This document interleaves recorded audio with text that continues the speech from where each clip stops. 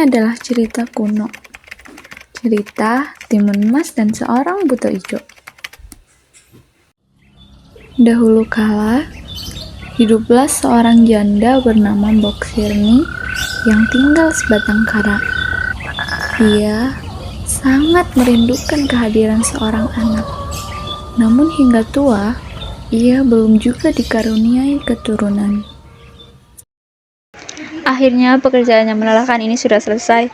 Andai saja aku mempunyai anak, pasti aku tidak akan kelelahan seperti ini. Lalu, datanglah seorang buto ijo menghampiri Mbok Sirni yang tengah kelelahan. Wahai wanita tua, aku bisa memberimu seorang anak, tetapi dengan satu syarat. Saat dewasa, anak itu akan kau serahkan kembali padaku. Baiklah, aku sangat ingin mempunyai anak. Aku akan memenuhi syarat darimu. Ini biji mentimunku. Mbok Sirni pun pergi ke ladang untuk menanam biji mentimun itu. Beberapa hari kemudian, Mbok Sirni pun pergi ke ladang untuk memetik timun itu. Wah, buah ini besar sekali. Ternyata, isi Baiklah, dari buah akan tersebut kubelah buah adalah ini dengan seorang hati-hati. bayi mungil yang cantik. Cantik sekali kamu, nak. Mulai sekarang, ibu akan memanggilmu Timun Emas, karena kamu berasal dari timun yang berwarna emas. Mbok Sirni pun pulang ke rumah dengan raut wajah yang sangat bahagia. Tetapi, tiba-tiba ia dicegah oleh beberapa pemuda. Hai Sirni, siapa bayi yang kau gendong itu? Ini anakku. Bukankah kau tidak mempunyai suami? Bagaimana mungkin kau bisa memiliki anak? Suami aja nggak punya.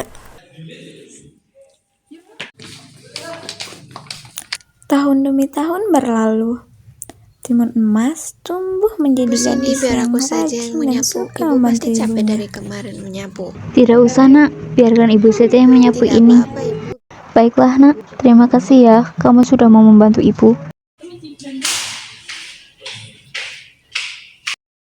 Mbok Sirni pun meninggalkan Timun Emas dan pergi untuk beristirahat. Namun, di sela-sela waktu istirahatnya itu, Mbok Sirni merasa cemas dan takut karena hari perjanjian dengan buto ijo semakin dekat. Beberapa minggu lagi, pasti buto ijo itu akan menemuiku untuk mengambil timun emas. Bagaimanapun caranya, aku tidak akan membiarkan buto ijo mengambil timun emas karena aku sudah sangat menyayanginya. Malamnya, ketika Timun Emas sedang tertidur lelap, Mbok Sirni pergi diam-diam untuk menemui petapa sakti. Semua itu ia lakukan untuk meminta perlindungan agar buto ijo tidak mengambil timun emas darinya. Namun hingga Di mana pagi, petapa sakti itu? ia belum Aku juga sudah cukup menemui lelah petapa mencarinya. sakti itu. Wahai wanita tua, apakah kau mencariku untuk meminta perlindungan untuk anakmu? Jika benar, ini kuberikan 4 bungkusan berisi biji mentimun, jarum, karet, dan terasi. Gunakanlah ini untuk menyelamatkan anakmu saat buto ijo datang. Baiklah, terima kasih. Setelah mendapatkan bungkusan itu, Mbok Sirni pun segera pulang ke rumah karena tidak ingin anaknya cemas mencarinya.